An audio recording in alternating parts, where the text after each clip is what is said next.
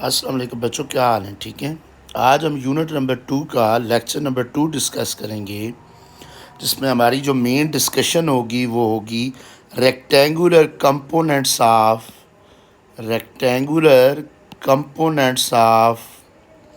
Vector कि vector के कौन कौन से रेक्टेंगुलर कंपोनेंट्स, ठीक है, या रेक्टेंगुलर कंपोनेंट्स होते क्या है।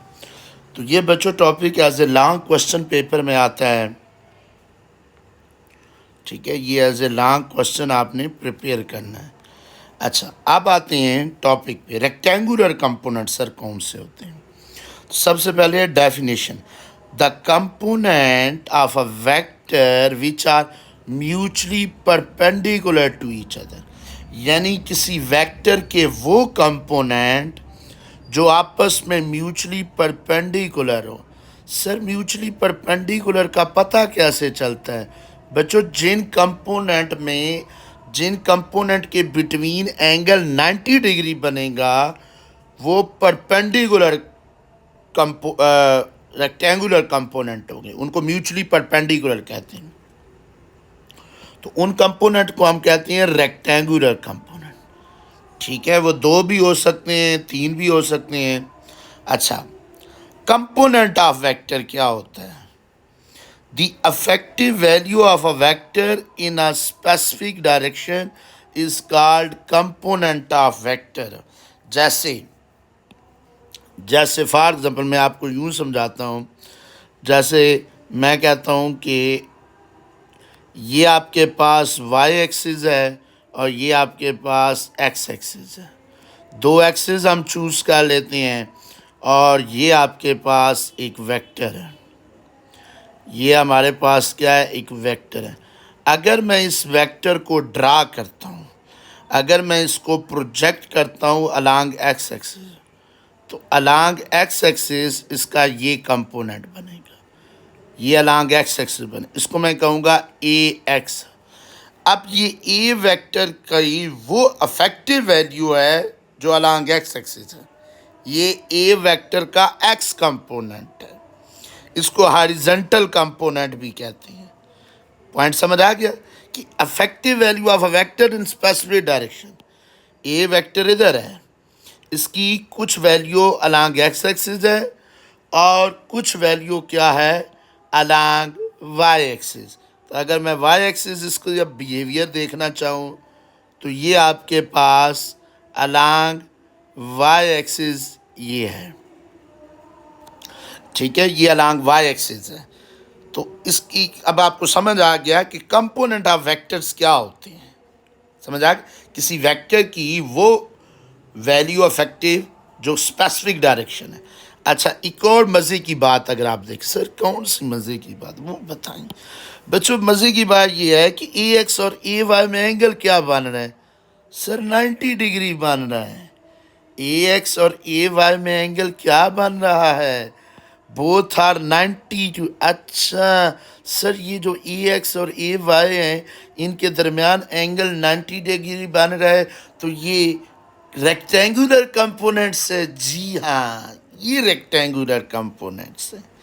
ए एक्स और ए वाई में क्या एंगल बन रहा है? सर 90 डिग्री। A x along x axis है, ए का एक्स कंपोनेंट जिसको हॉरिजॉन्टल कंपोनेंट भी कहते हैं, ए वाई वर्टिकल कंपोनेंट, इन दोनों में क्या एंगल बनेगा? सर 90 डिग्री। तो ये एक दूसरे के कौन से कंपोनेंट हुए? रेक्टेंगुलर अच्छा, ये नेक्स्ट MCQ एग्जाम्पल में अगर 2 डायमेंशनल में है। अच्छा, 2 डायमेंशनल को बच्चों हम प्लेन भी कहते हैं। ये वो वाला प्लेन नहीं है, प्लेन 2 डायमेंशनल होता है और 2 डायमेंशनल में 2 कंपोनेंट होते हैं। कितने कंपोनेंट होते हैं? सर 2 कंपोनेंट होते हैं। एक को हम एक्स कंपोनेंट बोलते हैं और एक को हम वाई कंपोनेंट बोलते हैं। एक्स कंपोनेंट का दूसरा नाम, सर ऊपर आप कुछ बोल रहे थे पहले, एक्स कंपोनेंट को हॉरिजॉन्टल कंपोनेंट भी कहते हैं।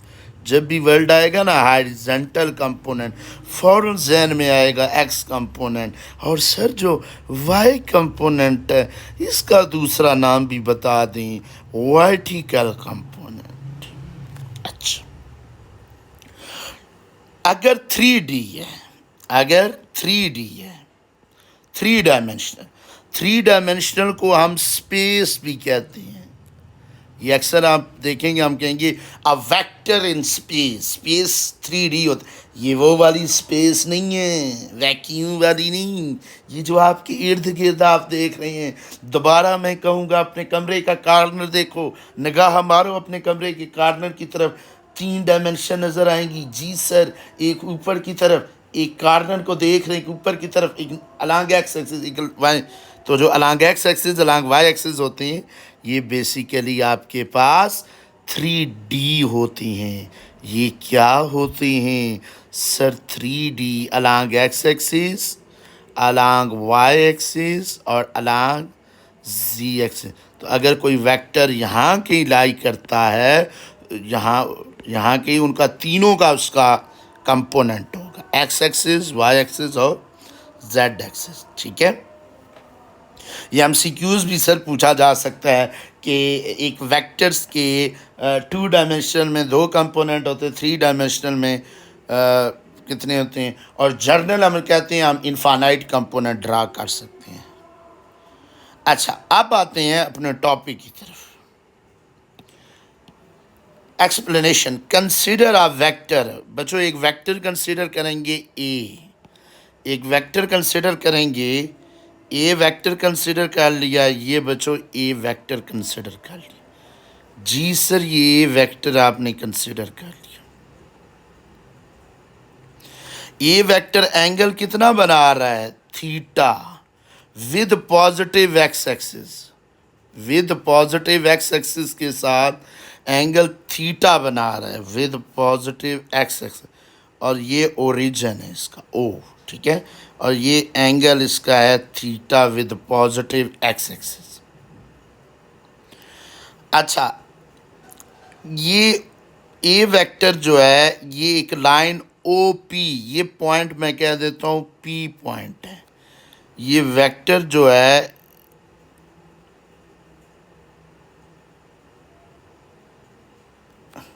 ये आपके पास ओ पी है। ये लाइन क्या है? ये ओ पी है, वेक्टर ए है लेकिन लाइन ओ पी है, इसीलिए इसको वो कहता है लाइन ओ पी। यानी ये जो वेक्टर है ये लाइन ओ पी से making an angle theta with horizontal, horizontal क्या है? X axis, as shown in figure. जी सर, फिगर हम देख रहे हैं। अब हमने इस वेक्टर को, अगर आप देखें इस वेक्टर को हमने रिजॉल्व किया हुआ है।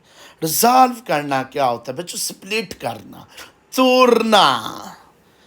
ये अलॉन्ग एक्स एक्सिस इसकी कंट्रीब्यूशन है, अलॉन्ग एक्स एक्सिस इसका जो बिहेवियर है उसको हम ए एक्स, ये आपके पास ए एक्स है यानी vector A along x axis, और इसका जो वाई अलॉन्ग वाई एक्सिस जो है, यहाँ पे आप डॉट लगा के ये चेक कर लेंगे, अलॉन्ग वाई एक्सिस इसका क्या है? Sorry y, e y. अच्छा, vector from head of vector and along x axis as shown figure. तो हमने वेक्टर्स को 2 कंपोनेंट में रिजॉल्व कर लिया, स्प्लिट कर लिया 2 कंपोनेंट में। अच्छा, जो एक कंपोनेंट है, पहला x component of vector, the projection, projection कहती है साया, साया ओ क्यू। तो ये जो पॉइंट है ना, ये ए वेक्टर का जब आप साया अलॉन्ग एक्स एक्सिस ड्रा करेंगे तो ये बच्चों आपके पास ओ क्यू, ये पॉइंट क्यू है। ये जो लाइन आ रही है ना ओ क्यू है, ये लाइन क्या है सर? O Q. और ओ क्यू पे वेक्टर ए का कौन सा प्रोजेक्शन आ रहा है? अलॉन्ग एक्स एक्सिस, ए एक्स। तो इसीलिए कहता है the line OQ, the line OQ of a vector A along x axis is x component of vector। तो वो लाइन जो प्रोजेक्शन है वो एक्स कंपोनेंट, और वाई कंपोनेंट क्या है, O S, projection of A along y axis, उसको हम बोलेंगे वाई कंपोनेंट, उसको ओ एस जोड़ है। अब ओ एस क्या है, ये है यहाँ एस है। जब आपने ए वेक्टर का along y axis projection draw किया, ये बच्चों आपके पास ओ एस है। ये लाइन क्या है, ओ एस, जो ए वाई कंपोनेंट के इक्वल है, ठीक है। और जो लाइन ओ क्यू है, ओ क्यू के ऊपर ये छोटी सी सर लाइन, इसलिए लाइन के ऊपर जी, और ये आपके पास ए एक्स के इक्वल है। एक एक्स कंपोनेंट है, एक y component. X component of vector को हम ए एक्स से रिप्रेजेंट करते हैं, और वाई कंपोनेंट ऑफ वेक्टर को ए वाई से रिप्रेजेंट करते हैं।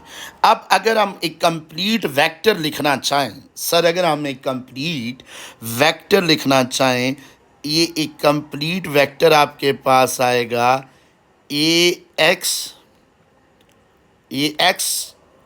प्लस ए एक्स प्लस ए वाई, यानी ए वेक्टर के दो कंपोनेंट, एक अलॉन्ग एक्स एक्सिस है और एक अलॉन्ग वाई एक्सिस है। इसको हम यूँ भी लिख सकते हैं। अब अगर आप नोट करें, यहाँ पे ए एक्स वेक्टर फॉर्म में लिखा हुआ है, यानी वेक्टर ए का एक्स कंपोनेंट वेक्टर फॉर्म में लिखा हुआ है, और वाई भी लिखा हुआ है सर।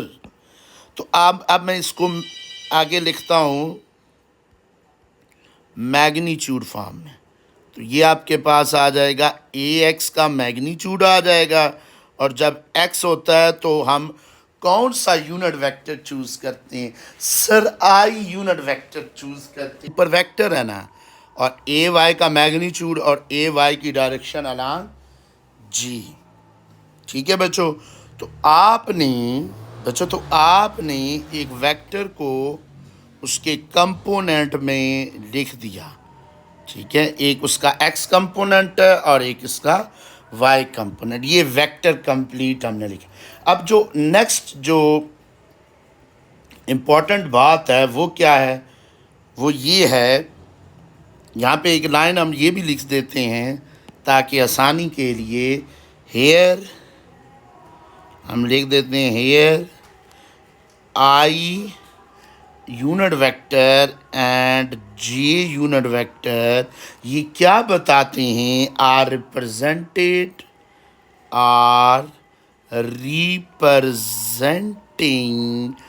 डायरेक्शन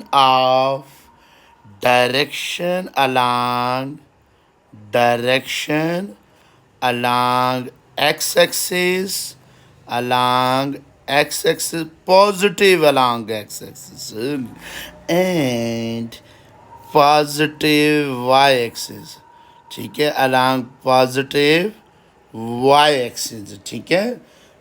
इनको हम these are called unit vector. These are called unit vector. इनको हम किसके नाम से बोलते हैं, सर यूनिट वेक्टर कहते हैं। अच्छा, अब अगला जो टारगेट आपने समझना है। अब हमारा टारगेट ये है कि ए एक्स और ए वाई का मैग्नीट्यूड क्या होगा। ये जो रेक्टेंगुलर कंपोनेंट्स हैं ना, ए एक्स और ए वाई, इनका मैग्नीट्यूड क्या होगा। अच्छा, कहता है कि in order to find the magnitude of rectangular components ax and ay of a vector A, we applied trigonometric ratio. We consider the triangle OPQ. अब आपके जहन में सवाल आएगा, सर ये ट्रायंगल कहाँ पे बनी हुई है।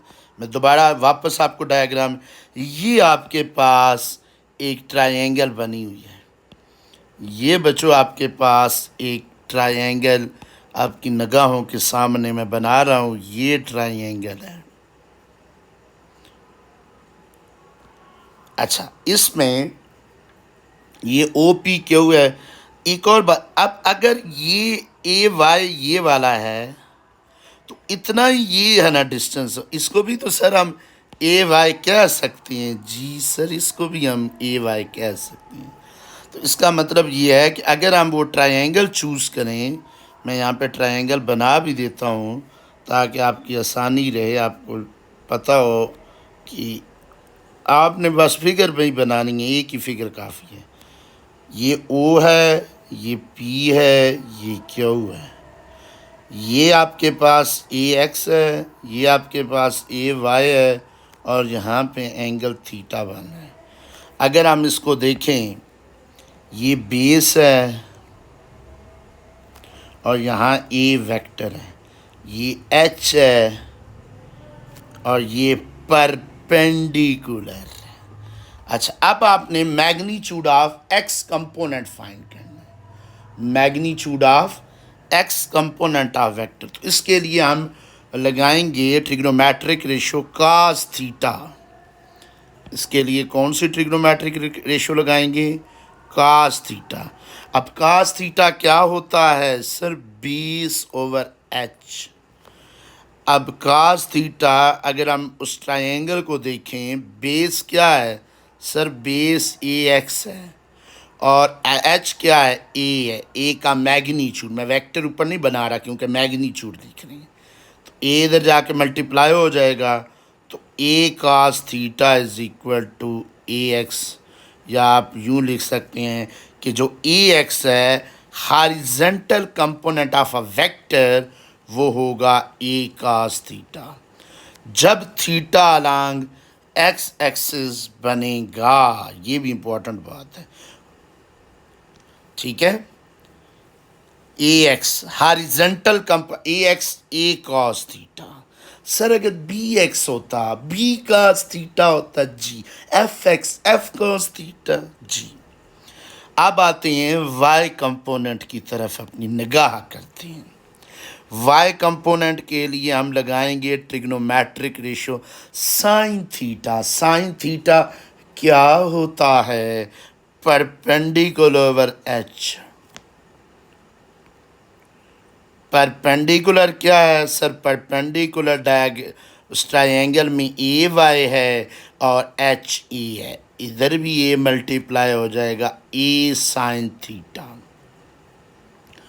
ए sine theta is equal to a y, यानी जो वर्टिकल कंपोनेंट होगा ए वेक्टर का, वो a sine theta.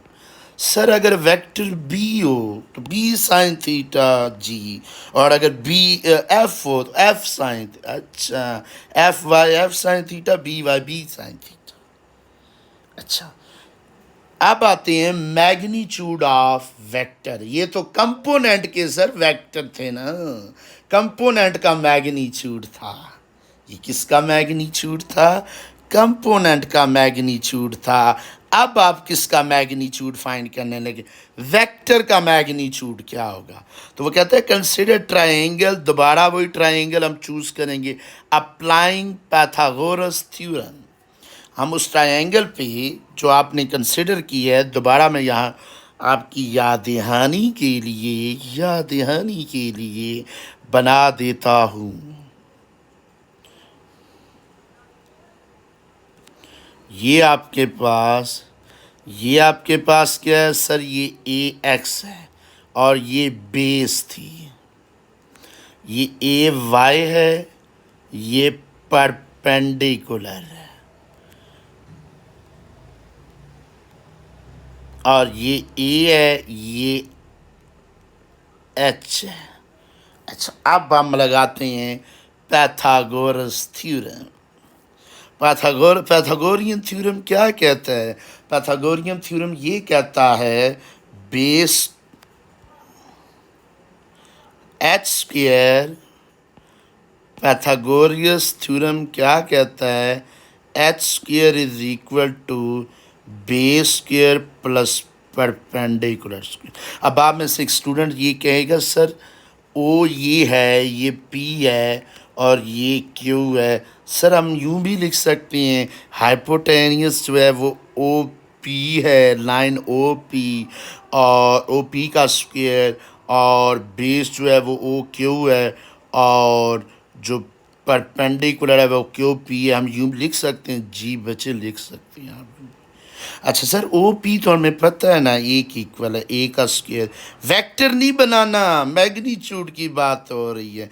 O Q क्या है सर? ओ क्यू जो है वो ए एक्स है, ए एक्स का स्क्वायर आ जाएगा। और क्यू पी क्या है, वो ए वाई है, क्यू से लेकर पी तक जो फासला है ए वाई का वेक्टर ने बनाना। अच्छा, अब हमें ए का मैग्नीट्यूड चाहिए, ए स्क्वायर नहीं चाहिए। रूट ऑन बोथ साइड, दोनों साइडों पे क्या ले लेंगे सर, रूट अप्लाई कर दें। क्यों, स्क्वायर है ना एक का, तो हम अलग अलग ए एक्स स्क्वायर प्लस ए वाई स्क्वायर, तो यहाँ पे आपके पास स्क्वायर कैंसिल हो जाएगा, तो ए का मैग्नीट्यूड आ जाएगा अंडर रूट। अब आप में से कुछ अल्लाह वाले, कुछ अल्लाह वालियाँ ये कर देती हैं ए एक्स और ए वाई का स्क्वायर भी इधर भी कैंसिल कर देती हैं। सियाणे और सियाणियाँ इधर भी कैंसिल कर, कहते हैं सर इधर भी कैंसिल कर दी।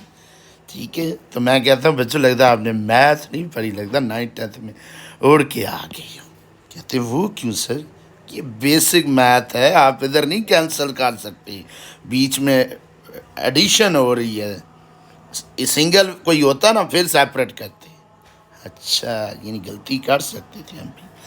अच्छा, अब आते हैं डायरेक्शन फाइंड करने। डायरेक्शन का मतलब होता है एंगल फाइंड करना, कि वो वेक्टर एंगल कितना बना रहा है। डायरेक्शन का मतलब एंगल फाइंड करना, ठीक है। उसके लिए हम वही ट्रायंगल चूज करेंगे और tan की रेशो लेंगे। tan क्या होता है सर, tan थीटा होता है बच्चों।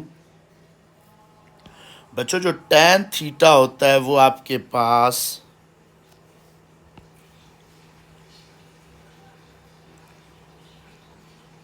tan theta is equal to perpendicular over base. अब परपेंडिकुलर क्या है सर, परपेंडिकुलर ए वाई है और बेस क्या है ए एक्स। तो अब हमने थीटा फाइंड सर आपने कहा था, तो tan उधर तशरीफ ले जाएगा, tan उधर जाके डिवाइड नहीं हो जाएगा, इन्वर्स होगा sir, inverse A y by A x. ठीक है बच्चों, तो ये आपके पास रिलेशन आ जाएगा फाइनल। तो जो नेक्स्ट लेक्चर होगा वो बड़ा इम्पोर्टेंट है। मैं नेक्स्ट लेक्चर में इसके रिलेटेड SLO बेस्ड क्वेश्चन कराऊंगा कि बोर्ड में इस टॉपिक के रिलेटेड आपके सेंटर में, आपकी प्री बोर्ड में, फाइनल बोर्ड में कैसे क्वेश्चन सर, कैसे SLO बेस्ड क्वेश्चन कैसे बन सकते हैं। ठीक है, MCQs क्या आ सकते हैं, ये दो चीज़ें आगे नेक्स्ट 2 लेक्चर में इंशाल्लाह ये डिस्कस करेंगे। ओके बच्चों, इस दुआ के साथ हम वाइंड अप करते हैं कि अल्लाह पाक आपको आसानियाँ अता फरमाए और आसानियाँ बांटने का शर्फ अता फरमाए। तो बांटे आसानियाँ बच्चों, दोस्तों के साथ शेयर करें, जो भी आपके सर्कल में फैमिली सर्कल है शेयर करें। ओके।